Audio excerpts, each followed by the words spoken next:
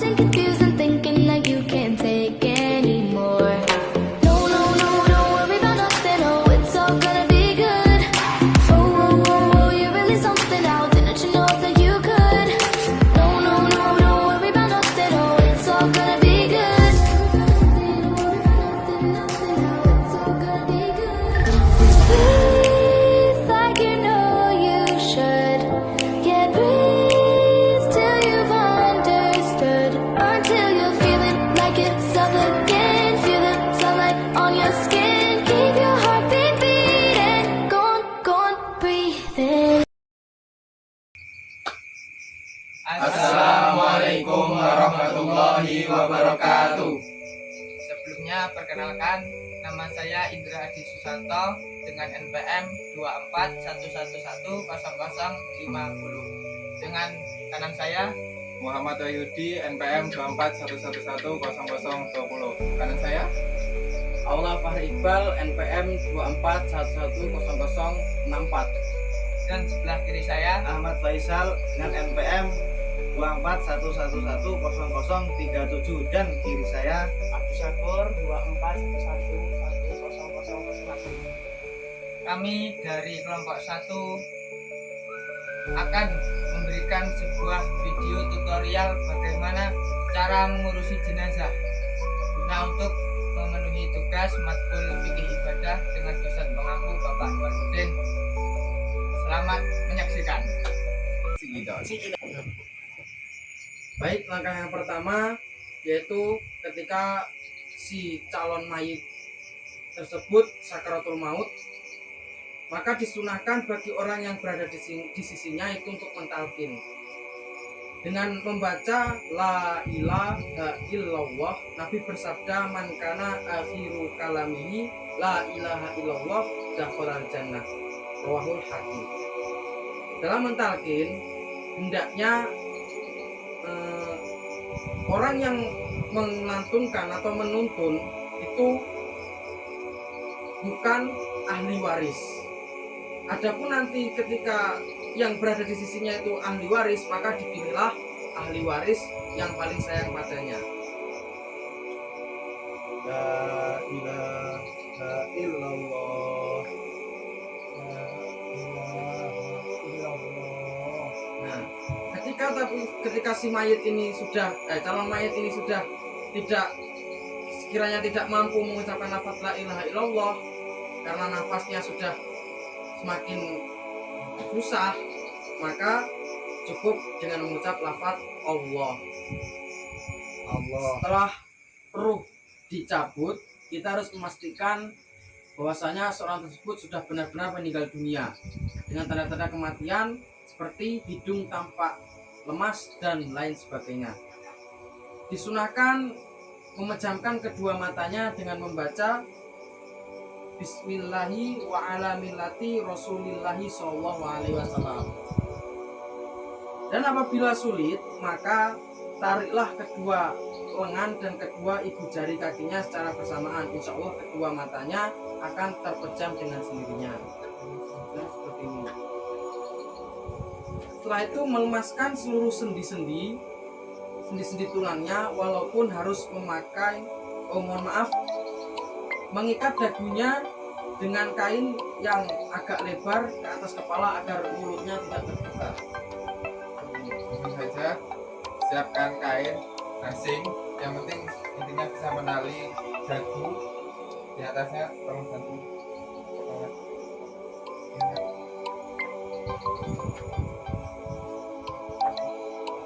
Nah, terus seperti ini. Benar seperti ini ya. Nah, kita ikat. Terus habis itu melemaskan seluruh sendi-sendi tulangnya, walaupun harus memakai minyak, dengan cara menekukkan tangan pada lengan, betis pada paha, paha pada perut, begitu juga kedua jari-jarinya, jari-jari tangan dan kaki supaya agar mudah dalam memandikannya. Ya contohnya beginilah, ini diginikan yang sudah disebutkan tadi langsung begini. Terus situ melepaskan pakaian yang menempel pada tubuhnya, baik suci ataupun najis. Kemudian yang selanjutnya yakni memandikan mayit. Batas minimal memandikan mayit adalah menghilangkan segala najis dan membasuh dengan air yang suci dan mensucikan. Langsung saja ya kita praktekkan, yakni sebelum memandikan mayit, alangkah baiknya kita belajar mentayamumi sebagai berikut. Yang pertama, ya ini memukulkan kedua telapak tangan pada debu yang disertai dengan niat. Akan dipraktekkan oleh Kang Abdul Syakur. Disertai dengan niat, yakni niatnya nawaitu tayamuma antahtil kulfatil mayiti. Kemudian memukulkan kedua tangan lagi pada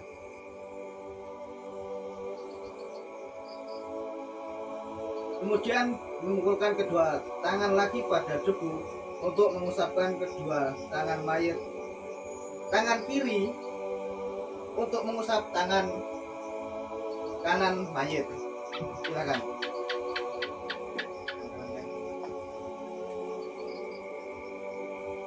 Untuk mengusapnya ya seperti kita tayamum kepada orang yang hidup ya, seperti biasa. Cuma ini dibantu oleh orang yang hidup. Seperti itulah intinya ya. Kemudian yang selanjutnya, tangan kanan yang hidup membasuh tangan kiri si mayit, sama juga. Kemudian debu harus merata pada wajah dan kedua tangan. Untuk wajah, oke Kang Abdul silakan lanjut dulu lagi. Nah, untuk membasuh muka si mayit ya seperti sama juga.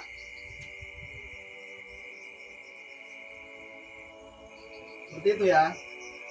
Kemudian lebih baik mentayamumi terlebih dahulu, lalu kemudian memandikannya. Sedangkan untuk memandikan mayit yang lebih sempurna sebagai berikut. Yakni yang pertama, berada di tempat yang sepi ya. Tempatkan yang sepi, lebih baik dengan menggunakan tertutup ya, menggunakan tutup kain atau satir dan lain sebagainya. Kedua, membakar dupa atau wewangian. Yang ketiga, mayit diletakkan di tempat yang agak tinggi ya, agak tinggi pada tanah agar mayit tersebut tidak terkena percikan air. Kemudian yang keempat, lebih baik memakai selang agar air tidak terputus-putus, sehingga kalau ada kotoran yang keluar langsung terbasuh dengan bersih. Yang kelima, mayit ditutup dengan kain yang tipis saja, agar air yang kita basuhkan dia tembus ke badan si mayit. Yang keenam, menggunakan air yang dingin dan asli atau tidak asin. Yang ketujuh, makruh hukumnya melihat anggota tubuh mayit selain auratnya, kecuali ada hajat seperti mengetahui meratanya air atau lain sebagainya. Yang ke-8, yakni sunnah memakai alas tangan. Nah, si Kang Abu tadi ketika ingin membantu untuk memandikan mayit itu sunnah untuk hukumnya untuk memakai pelindung tangan. Nomor 9, yakni sunnah menutup wajah mayit dengan kain kecuali yang sedang ihram. Nah, ketika si mayit tadi sedang ihram itu tidak disunahkan. Nomor 10, yakni kemaluan dan dubur mayit dibersihkan dengan tangan kiri yang dibalut kain yang telah dibasahi air. Tangan kiri Kang Abi ini dipintal, dibalut, ini dibalut, tutupi. Ibaratnya gitu ibaratnya. Nah, ini ya dengan kain untuk membilas kemaluan, membersihkan kotoran mayat tadi. Nah, dibersihkan ya sini ya. Seperti itu dari contohnya. Menggunakan jari telunjuk kiri ke dalam mulut si mayit untuk membersihkan mulut si mayit. Oke, nah, mayitnya bisa makan dulu. Yang ke-11, tangan kiri orang yang memandikan atau mengurut, dia mengurut perut si mayit, ya, secara berulang-ulang. Agar apa? Agar kotoran yang masih berada dalam perut si mayit tadi bisa keluar dengan sempurna. Oke?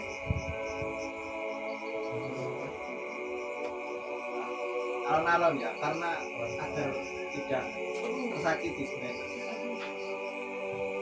Ke-12, mayat sunnah diwudui terlebih dahulu sebelum dimandikan. Sebagaimana wudhu orang hidup dan orang yang mewudhui harus niat sebagai berikut.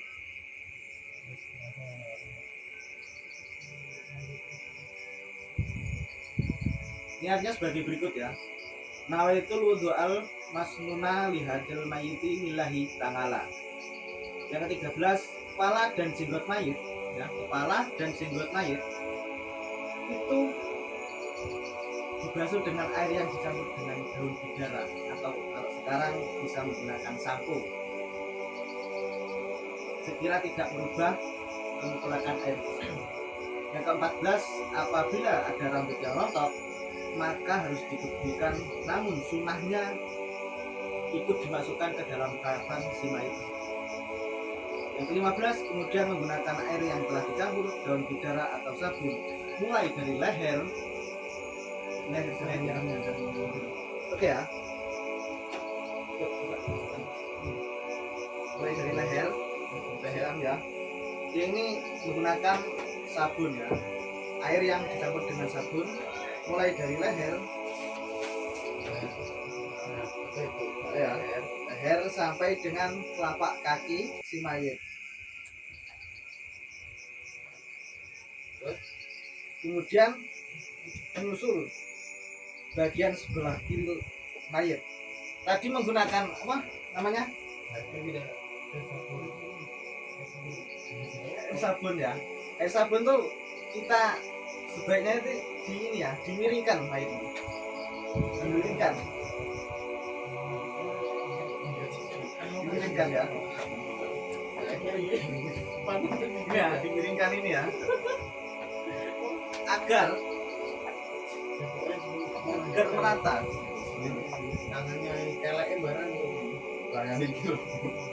Ini ya, sampai merata sampai ke telapak, kemudian dibalik, siram lagi. Nah, gitu ya. Oke.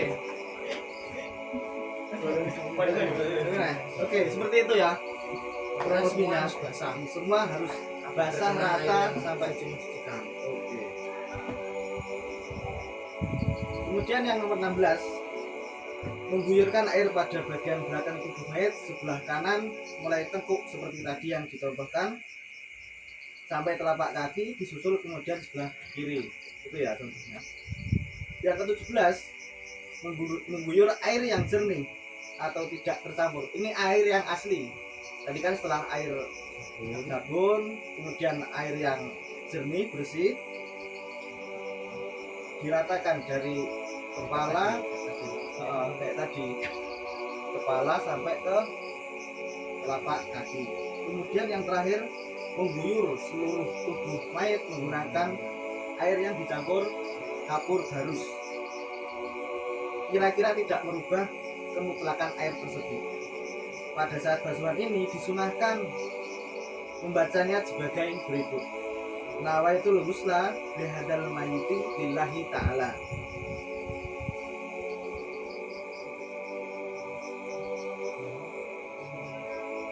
Dan apabila menghendaki yang lebih sempurna lagi, maka mayat bisa dimandikan sampai 5, 7, atau 9 kali selain kepala. Sedangkan kepala tidak sunnah diulang-ulang. Untuk kepala sekali saja, dan untuk leher sampai telapak kaki itu bisa disunahkan sampai 5, 9, 7, dan sebagainya.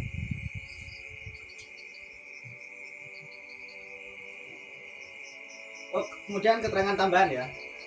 Yang pertama, Dalam memandikan mayat laki-laki dimandikan dengan saudara laki-laki, atau kalau tidak ada, kalau misalnya ada mahram ya oleh mahramnya, istri, anak. Begitu juga sebaliknya, mayat wanita dimandikan oleh wanita. Mungkin cukup sekian sesi memandikan mayat. Kita lanjut sesi berikutnya, yakni mengkafani mayat. Baik, selanjutnya di sini tentang mengkafani jenazah ya. Yang pertama, siapkan dulu tempat, terus tata yang pertama, tata tali terlebih dahulu, yakni atas, leher, bagian dada, terus sini dan lutut, terus kaki. Siapkan, lalu kita pasang lapis yang pertama. Nah, kita pasang di sini serong ya, biar langsung satu tertutup. Nah, gini contohnya. Nah, langsung di sini. Nah, sudah lapis pertama. Ini. Nah, ini lapis yang pertama. Langsung kita yang kedua sorban. Nah, dibuat segitiga seperti ini, lalu diletakkan di atas. Terus habis itu baju kurung yang kami buat, nah seperti ini, bulat, terus atasnya disobek seperti itu. Terus setelah itu sarung, setelah itu celana dalam, jangan lupa. Nah, celana dalam. Nah, begini tata letaknya ya, jangan sampai terlupakan. Terus setelah itu kita angkat mayitnya untuk taruh di sini. Oke. Nah, setelah kami angkat mayitnya, nah terus kita lakukan yang pertama, penutupan lubang-lubang dengan kapas. Contohnya matanya. Irungnya nggak usah. Ini ibaratnya setempelnya Ini pokoknya setiap anu ditutup telinganya, terus ininya jangan lupa. Nah, belakang juga. berarti di belakang juga dikasih ya, jangan lupa. Seolah-olah Nah, ini. Terus setelah itu ini.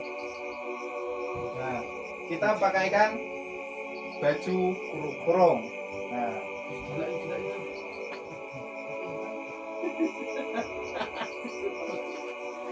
Nah, nah, setelah kita pakaikan baju kurung seperti ini, lalu kita pakaikan sempak dalamnya. Pokoknya celana dalamnya lah. Celana dalam. Bisa nggak dibuka ke teror itu. Nah, setelah celana dalamnya dipakai, kita pakaikan sarung ya. Nah, ini pakaikan dulu itunya, celana dalam.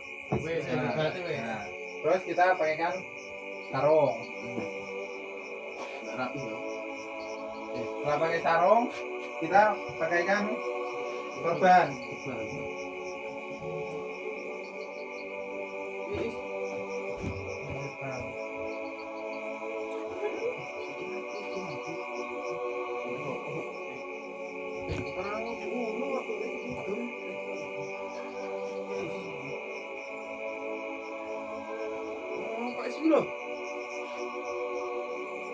Nah,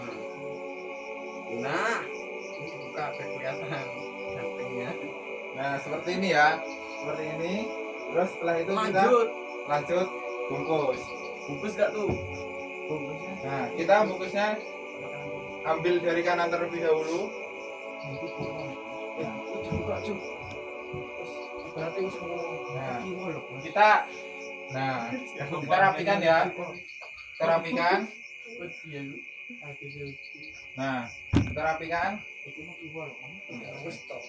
Terus selanjutnya dari sebelah sini.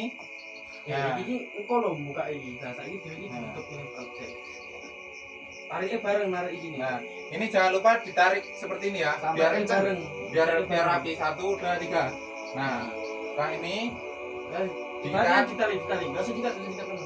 Ibaratnya ditali gini. Ini ibaratnya ditali ya. diikat aja nggak apa-apa, bentar. Yang atas.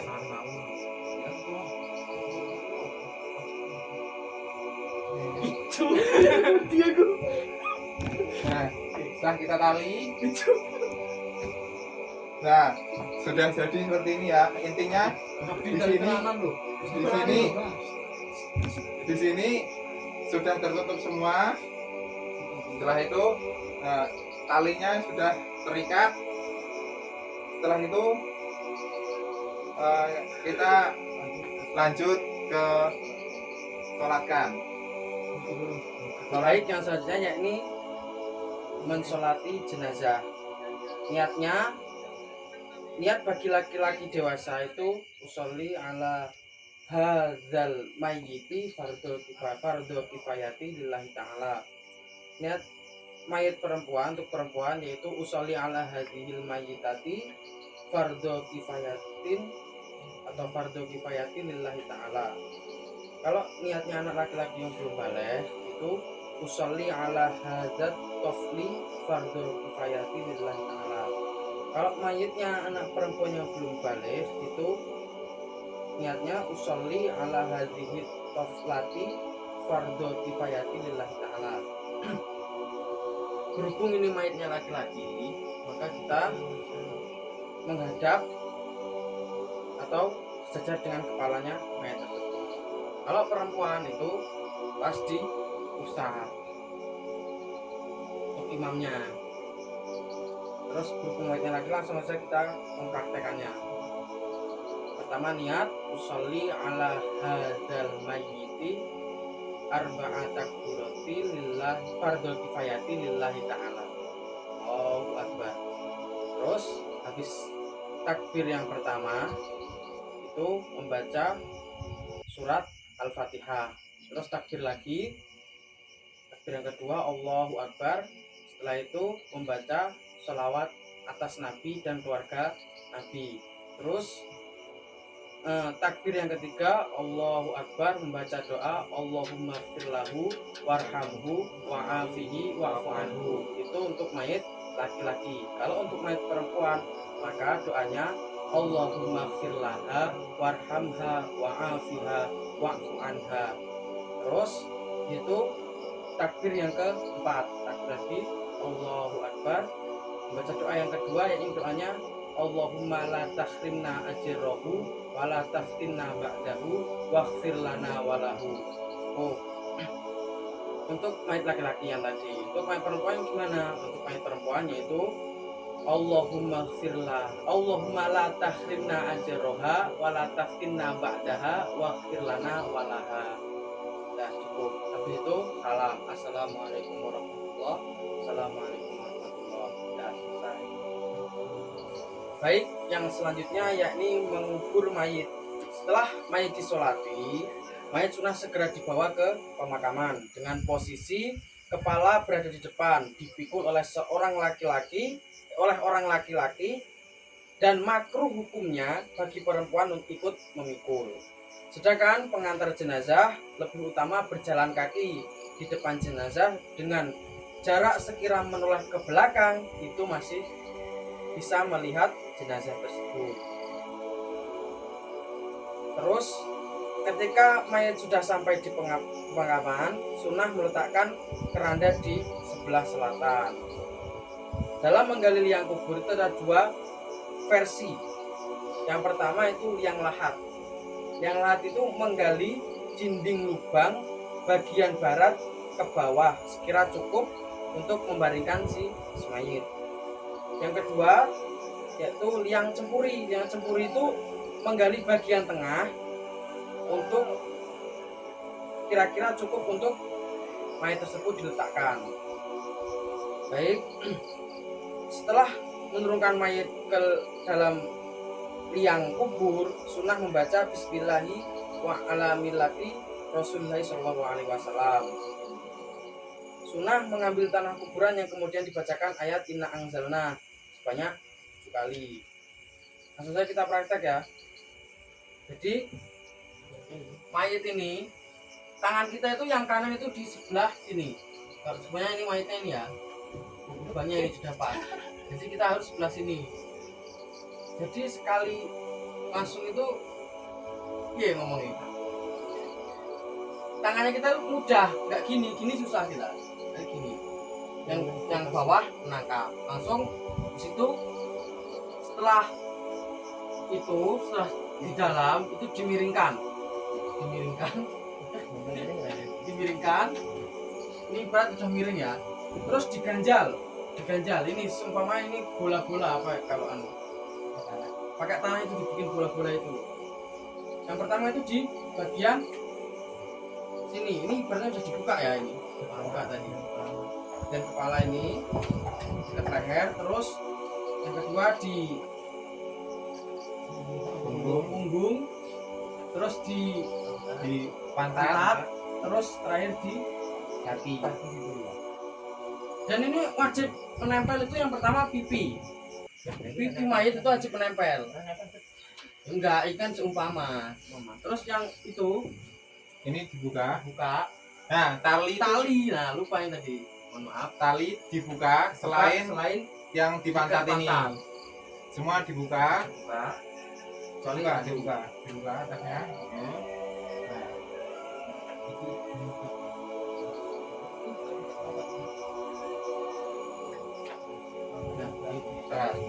Nah, ini dibuka semua kecuali yang sini ya. Terus taruh ini tadi udah seperti ini. terus Azan itu disunahkan ya, untuk setelah mayat diginikan itu azan itu disunahkan karena dikiaskan seperti waktu kita awal lahir itu diazanin dan dikomai. Nah, untuk azan itu cuma disunahkan, kalau nggak diazanin juga nggak apa-apa. Setelah ini mayat itu di atasnya itu ditaruh papan, terus dibuka. Nah, seperti itu. Untuk lubangnya itu sak Dedek sak pengawe. seperti ini. Bukan seperti itu, Mahdi. Seperti ini. Nah, seperti ini ya. Sini. Bukan ini, bukan sini. Bukan seperti ini. Tadi salah. Sini. Nah, itu untuk lubang karena biar tidak gali oleh hewan Wah. buas. Sekian. Sekian. Cukup sekian. Cukup sekian dari kelompok kami. Saya akhiri. Wassalamualaikum warahmatullahi wabarakatuh.